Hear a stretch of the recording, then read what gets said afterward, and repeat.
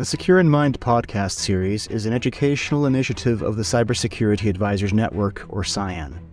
CYAN is an international not-for-profit trust network of experts in technology, policy, ethics, and good practice. Our mission is to strengthen society's safety, resilience, and ability to fight against cybercrime and similar threats. Visit us at cybersecurityadvisors.network.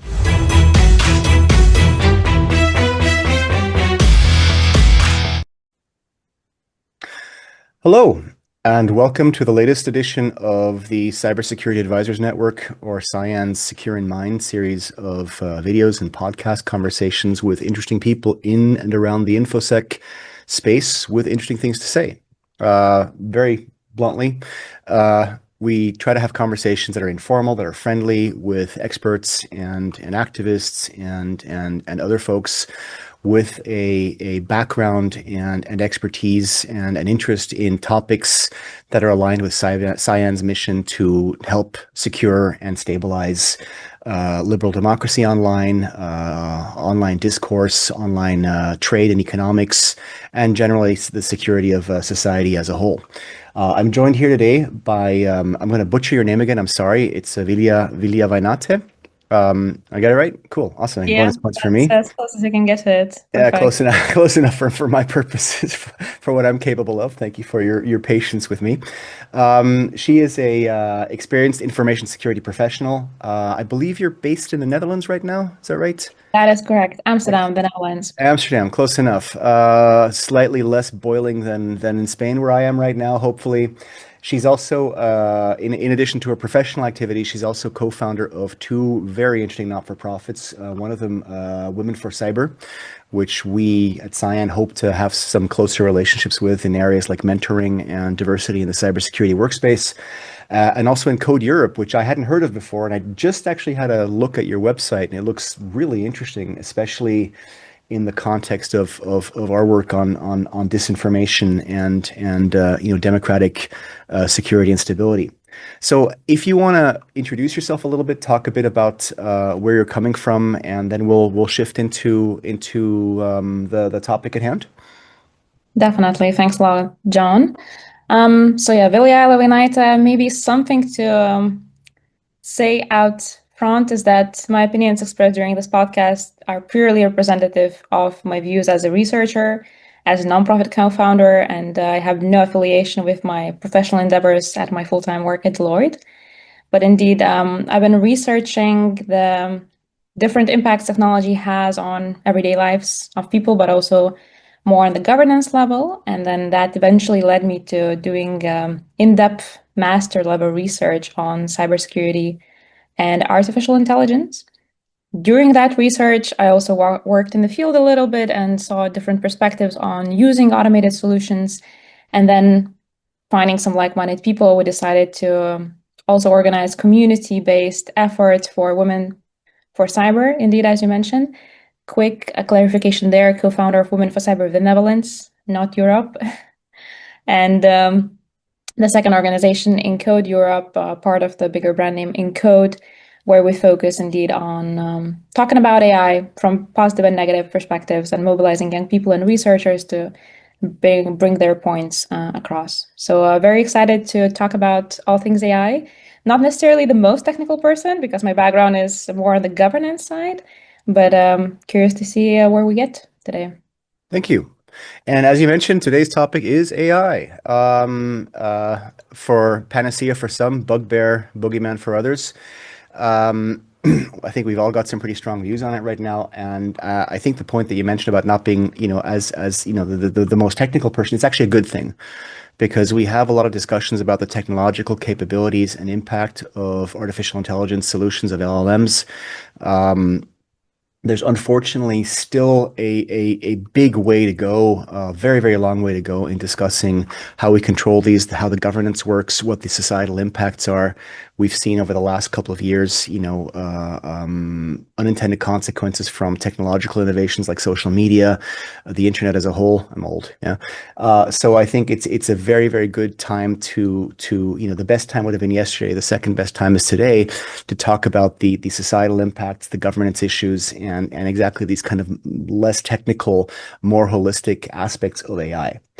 And in your summary of your MSc research paper, you told me that the governance point is one element you wanted to talk about, particularly its impact on cybersecurity and resilience.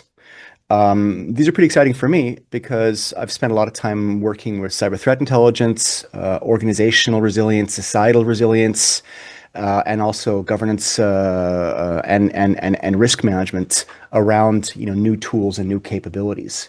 So maybe if you want to start out, if you can talk a little bit about your research paper, and then we can kind of jump into a conversation about these various aspects of what AI means for us, for the organizations that we work in and our societies. Definitely, sounds great.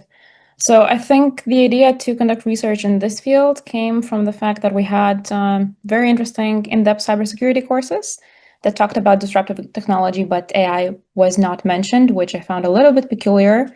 Also, depending on how we define AI, some say it can be traced back to 1956.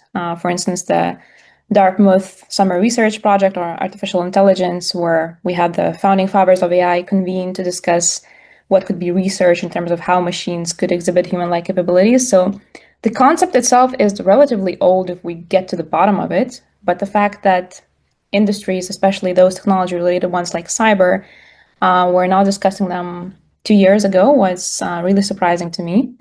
So what I did in my research, I conducted a literature review and then also a Delphi study, which helps forecast and make predictions in relatively new topics, especially when there's limited empirical evidence and causational relationships are unclear.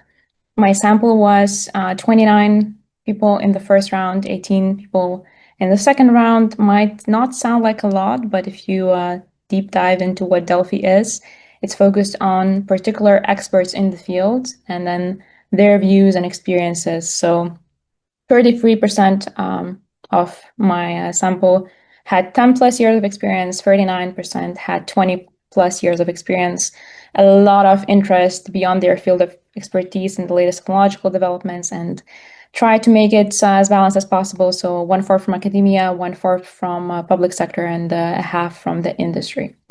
And basically what we did during the study, we looked into what is likely to happen in the field of cybersecurity in the upcoming 5 years, both from cyber defense and cyber offense perspectives, when we talk about AI developments, and then what will be the governance challenges applying AI and also protecting different stakeholders from new AI applications.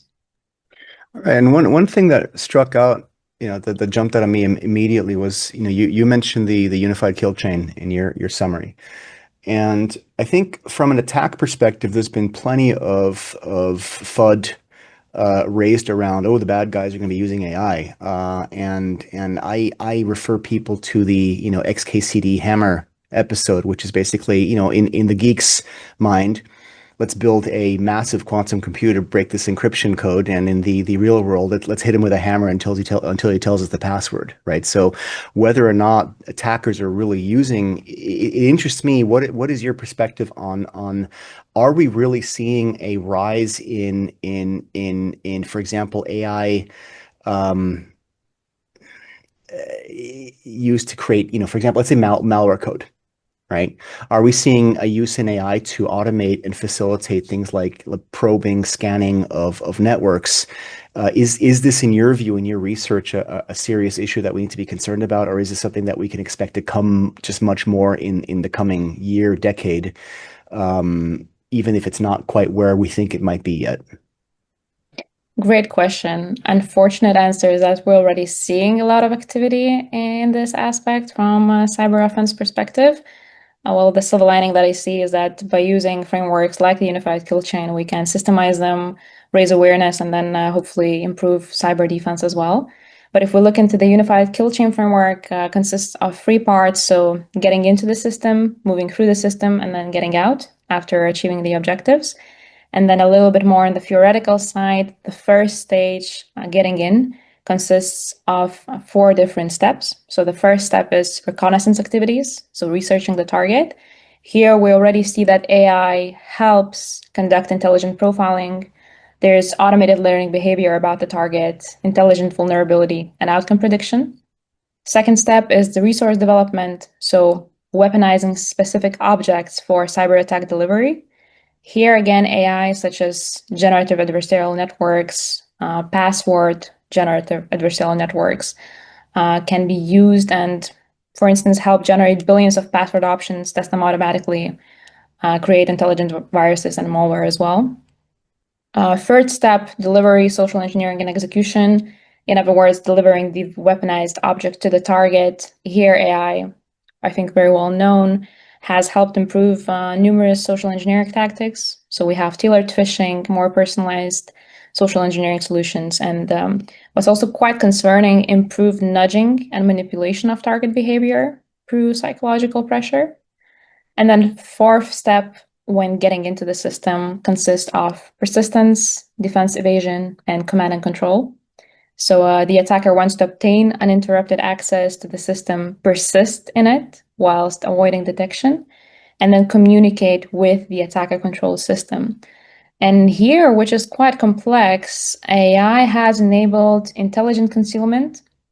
We see evasive malware, so intelligent viruses and self-improving malware that learns not only from historical data, but also the data that it collects during the cyber attack to remain undetected within the system.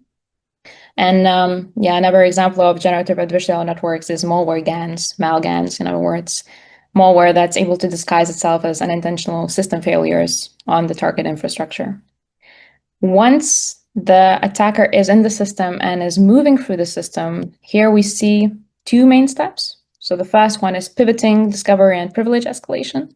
In other words, targeting other connected systems, discovering their vulnerabilities, and then exploiting them. Here we have machine learning and reinforcement learning applications based on AI, which pivot through the target network and can even perform automatic privilege escalation. And then second step, execution, credential access, and lateral movement. So executing the code on the system, extracting desired credentials, and escalating privileges moving laterally. Here, AI is used for, let's see, manipulating machine learning training data to deliberately introduce specific biases. Could be with or without the intention of subsequent exploitation. I think a well-known name of this phenomena in the field is data poisoning. And we see different examples, such as the coordinated attack against Microsoft's AI chatbot in 2016, where the content produced was very questionable, particularly because of an attacker deciding to poison their data set. Final step of the unified kill chain, getting out, consists of 2 steps again. First, collection and exfiltration. So collecting the target data and exfiltrating it out of the system or the network. Here we have both active and passive, structured and unstructured data collection. And AI enables the attacker to collect data from temporal, complex, and multimodal channels, including text message content, encrypted web traffic data, and intellectual property. And then the final step, so in other words, known as impact on objectives, so leveraging acquired privileges for target manipulation, temporary or permanent interruption of its operations, and then the achievement of the initial preset socio-technical goals. Here, a very specific example could be AI-driven DDoS attacks, which basically eliminate the need for human intervention entirely and enable cyber attackers to execute attacks that would not otherwise be feasible on the scale or impact that they are. So to answer your question, John, there is a lot of activity that we see from the cyber offense perspective if we use the UKC. So I'm a big fan of I don't know if you're familiar with Emily Bender's work at the University of Washington. She's a linguist, and one of her creations is this concept of the stochastic parrot, which is the limitations of LLMs from a linguistic model perspective, not so much from a technical perspective. She focuses very strongly on essentially the garbage in, garbage out aspect of LLMs. A lot of the examples that you've mentioned just now are I'm going to say they're very tactical in nature. They're very, task specific. Something that you'd use, for example, an agentic AI, an agentic LLM, as opposed to one of these, universal holistic ones to execute specific tranches of tasks with specific objectives. Um, with what you've mentioned, there's some elements that imply a genuine flexibility and adaptability, and there's some where there's really, kind of I would call it modular task oriented capabilities. I'm gonna, this is an impossible question. I'm sorry, but I'm gonna ask it. Where do you think we are? Just your own opinion in terms of a true holistic malicious capability that is completely self-contained of identifying, um, developing, implementing, and following up on attack, with minimal human intervention. It's a question worth of a million, I would say. I know I told you it's impossible. Yeah. Well, I would be a bit more optimistic on this side and perhaps unfoundly, but back when conducting the research a couple years ago, I believe there was a prediction stated in the World Economic Forum's report that a catastrophic cyber incident worldwide is very likely within the next 2 years. Those 2 years have passed, and we don't see that happening yet. And they were primarily focusing on AI-enabled cyber incidents and crises. So I have a feeling that a completely automated cyber offense is still some years into the future. But examples of tools that enable people who know how to use that, ChatGPT equivalents that are specifically targeted for creating phishing emails, for instance, they're already there. So I guess the question also again comes down to what are the levels of awareness and knowledge of malicious actors and how well they're able to leverage those tools that we see the increasingly increasingly exponential development of, basically. And that's a very fair point. I mean, in 2021, you mentioned, was it 2019? Was it or 20? This was 2023, actually. We had Log4Shell in 2021, which is, I think as close to a catastrophic, at least vulnerability, as we're likely to see in a while. I think the fact that I mean, that's 4 years ago, but the fact that we didn't see that exploited on a vast scale, like much more than it actually was, is already kind of telling. It's actually, and I think the reason I asked that question, there's a method to the madness here, and that is one. I wouldn't say weakness, because it's not part of it's not part of its purpose. Whether you're talking about MITRE or Lockheed Martin or UKC, it doesn't address from the defense side things like preparatory elements, responsive, learning, follow up, etc. Right? It's not its purpose in life. And what interests me very much is precisely the kinds of capabilities that you've just mentioned, the developing the identifying weaknesses, developing attacks, exploiting these attacks, creating much more sophisticated exploitation, exfiltration, and follow-up activities is their role in the defender side. Right. So when you're developing resilience capabilities, whether it's exercising, whether it's red teaming, purple teaming, pen testing, what have you, a lot of the capabilities and technologies that you've just talked about they play a very, very strong role in preparing organizations and societies for these kinds of, increasingly sophisticated attacks and methodologies. Are we seeing, in your opinion, I have my own views on this, I'll follow up afterwards, but in your opinion, are we seeing an expanded readiness from CISOs, from organizations, from government agencies to develop and deploy autonomous, preparatory and investigatory tools, excuse me, that could forestall, and predict these kinds of automated attacks by simulating their own? We would hope so, right? So the answer again is a little bit complex. I think what is comforting is recognizing the importance of the human element. And I'm not only talking about a human in the loop in terms of controlling technology, but also the fact that the so-called unintentional insider, so could be current or former employee, contractor, business partner, etc., who either through action or without action and without malicious intent They cause harm to the system or the network, particularly because of lack of awareness, lack of training, or lack of ability to use appropriate technology. So it seems like this is already being recognized. The fact that misuse of technical resources, dangerous thinking, access control deviance, all of those risks internally receive more and more attention. That gives ground to believe that cyber defense is also catching up to the cyber offense developments. But I think if we look more into the technical solutions themselves, I would not be able to comment on how widely they're implemented, but they're definitely there. So, for instance, we have vulnerability prediction, where AI helps enable predictive intelligence. We have more timely predictions about the type, intensity, and target of most likely cyber attacks. Machine learning-driven provision of recommendations for programmers and developers on how to patch vulnerabilities, for instance. And there's also possibilities to maintain constant oversight of the state of the network or the system. Helps more quickly detect attempted attacks before cybercriminals can execute their control and command and control tactics. So that's also helpful, already helpful.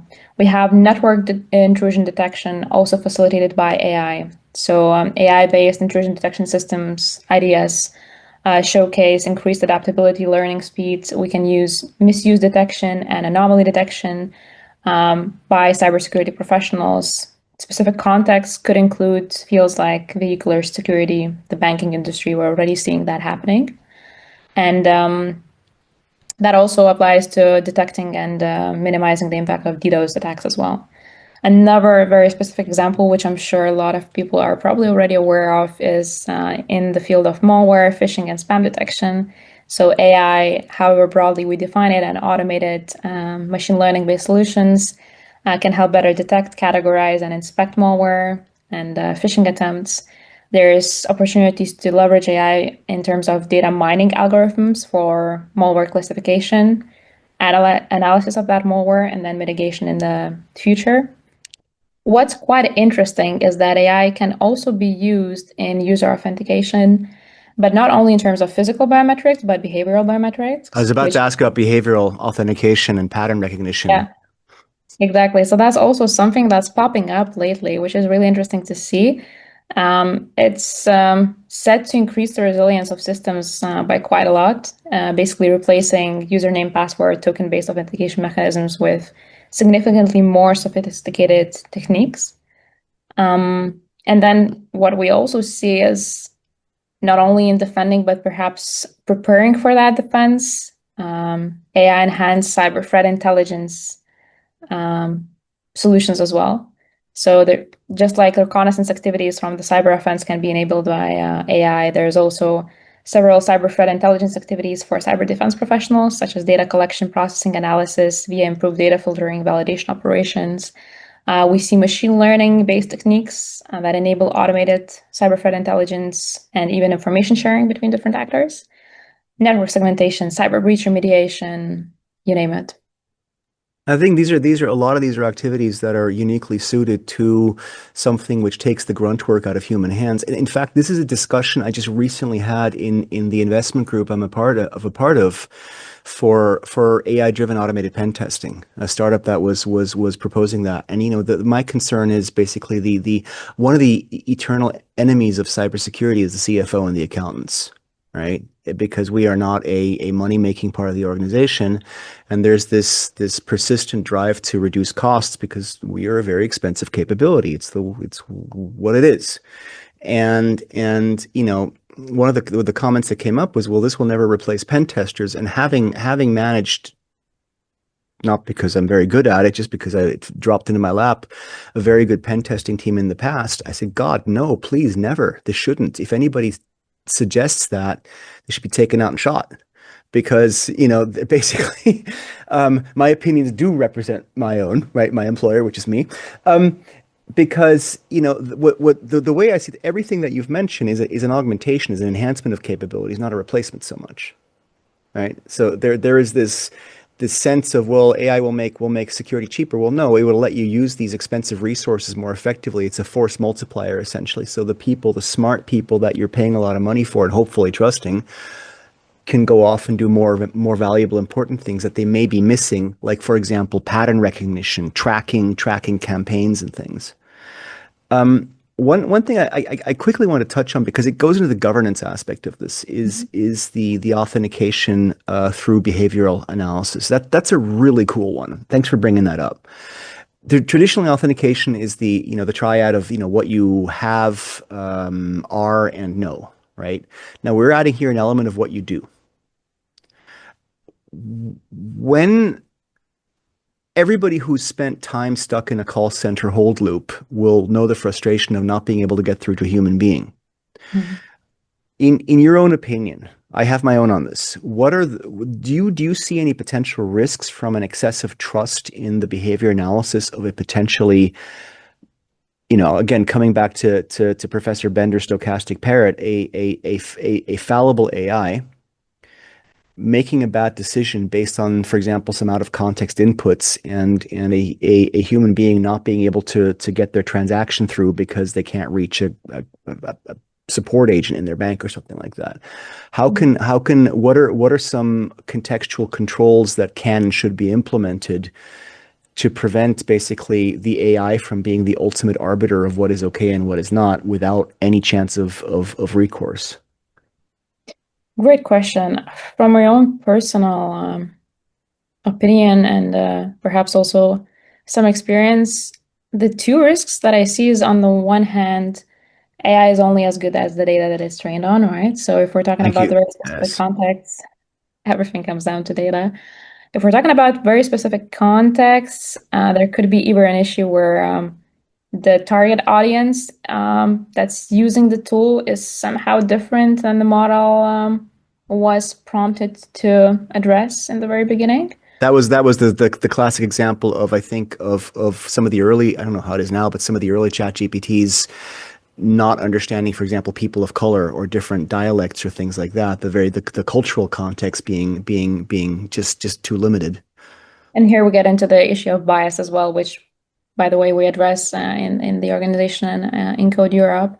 But indeed, if the model is trained on biased data, and then here we can get into the philosophical discussions, what data is not biased because it's inputted by humans and humans by nature are biased. But based on the data that the model operates on, there could be issues with using behavioral authentication. Another risk that I see here from a very practical cybersecurity perspective, again, is data poisoning or intentional tampering with the model to make sure that it misaddresses specific audiences as well. It's a phenomenal. Whether you're just trying to raise chaos or you have a political or philosophical agenda, you mentioned data poisoning before in other aspects. It's a phenomenal way to disrupt operational continuity, right? And to disadvantage human beings if you're, for example, a hate actor, just thinking out of the box. Exactly. And then I've worked with scenario planning before, and I can see already a tree chain analysis on how that can escalate. But then, from a very human perspective, what I'm thinking here as well, people do have different behaviors, and people also change, right? So, who's to say that if one person is just behaving differently because of their own personal background or changes in their situation, and somehow the system does not recognize them anymore? Could be applied in specific aspects, but I also see that as one of the issues, especially if the model recognizes that it's an anomaly that it has not learned from before. And I do appreciate that you mentioned the philosophical aspect of this because I think one of the reasons I was happy to talk about the governance perspectives of this and the contextual perspectives rather than the technology itself is because there is a philosophical element involved in this, right? Where I think the very understanding, just having the knowledge that as you pointed out, data can be biased, right? Just that already allows us to mitigate the risks inherent from using biased data. We're never going to have unbiased data, but just knowing the bias is inherent in data sets that we're feeding AI, and as a result, adapting how and whether we trust that AI's capabilities, I think is an important step. Let's move on a little bit to AI tools role. And yeah, I'm just this is all very high level, obviously, and there's probably an AI person, you know, crying in frustration I'm sure. At abstract least review. one. Go ahead, whatever. Go get back in. Um, I want to talk a little bit about, I mentioned before the preparatory aspect. And one thing I mentioned when we were communicating my mail about the topics here was a book by Neil Stevenson called The Diamond Age. Um, Cyberpunk classic, kind of cyberpunk futuristic. And one of the elements in there is it is a huge focus on nanobots.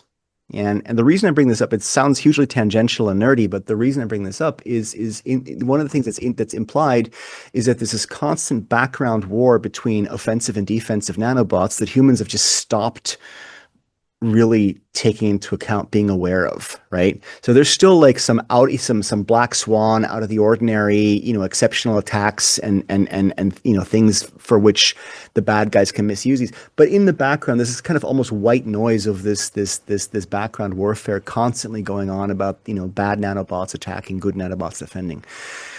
Do you think we're facing that kind of scenario with AIs, where we have, on a societal level, on a society-wide level, this constant, background warfare between attackers and defenders, with the defenders having the kind of adaptable pattern recognition tools that you've just mentioned before? Tough to say looking into the very long term. In the shorter term, I would say no for a few reasons. I think one of them is still the potential technical inefficiencies of fully automating and just echoing your words, Sean, using nanobots and all smart type of technologies for both cyber offense in the background. So AI is flawed, and we see almost every day in the news new research on the many issues and inefficiencies that the models have. I do believe that that would prevent such a dystopian future from taking place in the upcoming years. Maybe just the kind of the crappy code quality that Copilot puts. I will refrain from commenting there. No comment. Comments. And then another practical issue is just simply the large volumes of accurate data needed to produce precise models. There's need for vast operational resources to maintain such systems. And even if, let's say, the capability of the system is already there, the question always comes down to, are the resources there and are they accessible and for how long? So I would say that we're not there yet, although we do see some movement towards that category. That's actually a really good point. I hadn't thought about that. Looking at it from the computing power and electricity and cooling requirements, that the contextual resource inputs that you need for that kind of capability. That's a cool one. I didn't think about that. Um, Another one is a colleague of mine uh, made a really interesting model. That's kind of the last point I want to go into about that showed the breakdown between offensive and defensive cybersecurity capabilities between the private sector and the public sector. And we as citizens, we as companies, are not allowed to go and exert vigilante justice. Even if we know somebody's a bad guy, we have to call the cops because of, I think, pretty self-explanatory reasons, especially in a civil, more or less civilized jurisdiction like Europe. No comment. But do you think there's any implication of companies having access to ever increasingly sophisticated AI tools similar to attackers? Is there a temptation to sneak in some disruptive activities to go take down a botnet or an APT or whatever, because you're a large international bank and you have those resources and capabilities? Great question again. I would say it really depends on the organization we're talking about. I think what's interesting to note here is that indeed, as you mentioned, the cops or the regulators, even in my research, quite a few experts noted that they do not view regulation as a threat to innovation within the private sector, saying that regulation in cyber defense in terms of AI will not have negative consequences, particularly because innovation is global and regulation is local. So on the aspect that regulation would limit private sector too much, perhaps not. Although at the same time, we do see legislative initiatives such as the EU AI Act and then relevant equivalents popping up across the oceans. I feel that that already helps to establish some sort of playing ground in terms of private organizations. What was emphasized as one of the solutions to, on the one hand, improve the efficiency of regulatory attempts and also limit the private organizations in, basically helping them make sure that the developments they put out there do more benefit than harm, was the classic solution of public and private partnerships. I was about to say thank you. Yeah. Yeah. Great. Awesome. There's always questions about how efficient and effective that is, whether that's even a solution or only basically an equivalent of greenwashing when talking about doing something. But it does seem that PPPs do help facilitate information exchange, which then would help because let's say there's an AI threat identified within the regulation level. They can also share that knowledge with the private institutions, which can then increase the efficiency of their operations and empower their businesses using that. So I do think that both sides would benefit from it. So my apologies, because of my absolute technological mastery of internets. We got knocked off because I was out of disk space for recording storage. So we want to jump right back in. Vilija, you were talking about public-private partnerships, and I was super happy to hear you say that because I think this is a huge gap across a lot of Europe, especially where, for example, the Netherlands and the UK, some of the Scandinavian countries do this exceptionally well, the broader Nordics as well. Other countries are still struggling with it, especially, also at a Europe-wide level, this information sharing that is the basis of kind of active trust partnerships. So even if we're not talking about AI and using responsibly using offensive and defensive technologies, in a context in a manner that is compatible with our regulatory and legal requirements, I think even beyond that, the for example, just sharing cyber threat intelligence and actively engaging private sector entities as part of a trust network is a pretty vital thing. One thing I wanted to touch on with you is before we wrap up, we've got a few minutes. Is we haven't talked, I think, enough about human in the loop.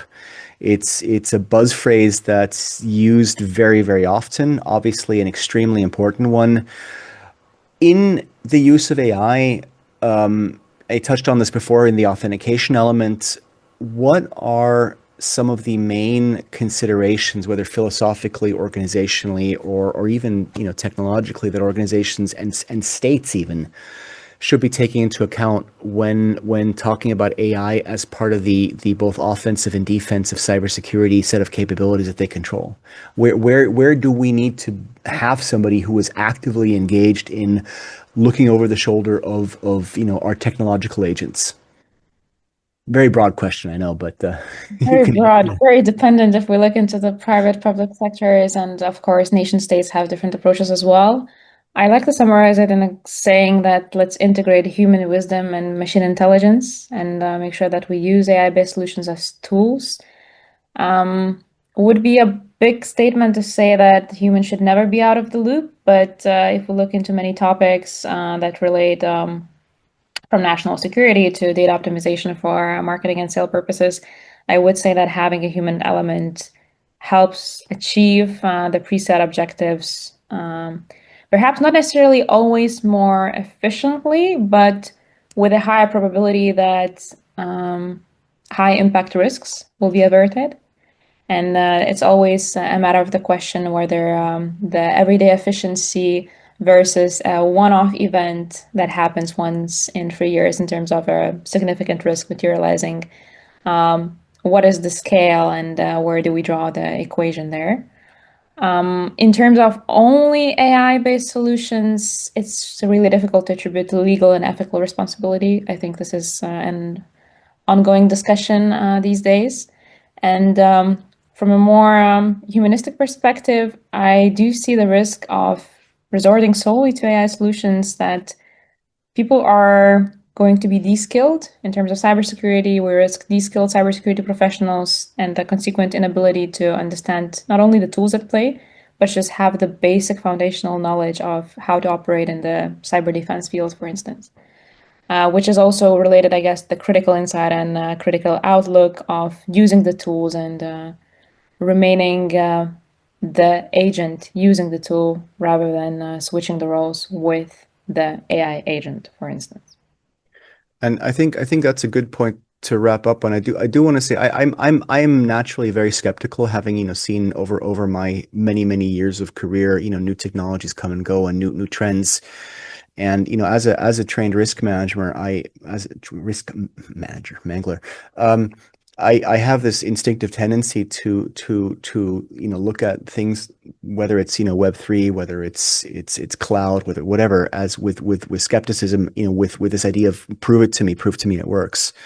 And I think for my I appreciate the additional dimension to the one I mentioned earlier from my perspective, which is, don't let financial concerns, don't let accounting concerns drive your implementation of AI. The de-skilling one is extremely vital, I think, for us as an industry and us as a society to be aware of, that we don't just dump things down too much because we think ChatGPT will solve everything. So that's a really good one to wrap up on, I think.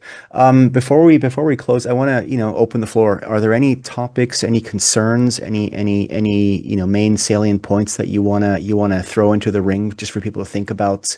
Any resource you'd like to plug, that kind of thing? Thanks for giving the floor, John. I guess one of the main concerns that I've been discussing with my peers and also different reading groups on AI risks internationally has been disinformation. And again, it's a bit of a rabbit hole on how we define misinformation, disinformation, and what are their I respective think I think we consequences. just I think we just created another podcast opportunity. I think so, to be continued. But yeah, I do see a lot of risks in terms of, I guess the biggest issue is not even convincing someone that the synthetic content that they see is true, but rather placing that seed of doubt after they find out that something they saw and sincerely believed in was actually fake. There's a lot of psychological factors at play, and not only like confirmation bias, but also the fact that if one recognizes a deepfake later on, let's say, there's still this nagging feeling that there should have been something true about it for the person to believe it. And I do think that long term, the consequences to societal cohesion and trust in general as a concept are going to be tremendous if this is not addressed. So I would encourage people to stay critical and to look into this, both from research but also practical perspectives. And in addition to that, I'm very happy to represent Women for Cyber Benevolence, where we focus on community building for women in cybersecurity and also just helping basically bridge the cybersecurity talent gap because there is a need for skilled professionals, and women sometimes find themselves lacking either appropriate trainings or just role models showing them that it is possible to break into the field that they didn't necessarily study in their academia-based degrees. And also, again, to find like-minded peers who are interested in the same topics that are a bit more geeky, to put it mildly. And then the other organization, Encode Europe, which I'm also very happy to lead here with my team, is focused on mobilizing young people. And we define young people as under the age of 35. So it's a bit of a fine line, mobilizing young people to focus on both education and research in terms of AI for technical and non-technical stakeholders. We're rolling out educational programs for high schools and universities here and partnering with several academic institutions. And then on the other hand, also to stay vocal in terms of policy and advocacy efforts and make sure that not only the research that is based on empirical data, but also just the concerns of the youth that see the impact of AI in different fields in their everyday lives, that they're addressed on national and international levels, and that the regulation that we have today ensures that tomorrow that benefits the humanity rather than harms it. Well, I think that's a good point to wrap up on. You know, fundamentally, even though this is a day job that we do, it's good to keep in mind that there is an underlying purpose to all this. Is a little bit idealistic maybe, but I'm definitely an idealist and I can see the logic. I will definitely look into Encode Europe. I wasn't familiar with it until you mentioned it. I do want to give also an absolute plug for Women for Cyber. Do check them out. You know, even if you know, building diversity in the cybersecurity workforce isn't your focus, look at it from a coldly rational perspective in that you know, in improving underrepresented population groups presence in the cybersecurity sector gives us access to more talent, more smart people, more motivated people. So just, you know, even if it's just that very cynical approach, it's a good thing. And, you know, obviously mentorship and talent development and outreach to career entrants of all ages is always a good thing. And I will definitely try to convince you of trying to join me in the future for a disinformation podcast, a topic that's very near and dear to me and also to Cyan. Thank you for bringing that up. I think it's a good kind of a cliffhanger, maybe, hopefully. I want to thank you very kindly for taking the time today. And again, sorry for the technological kerfuffles, and take care, stay safe, and hope to talk to you soon. No problem. It was my absolute pleasure, John. Until next time, then.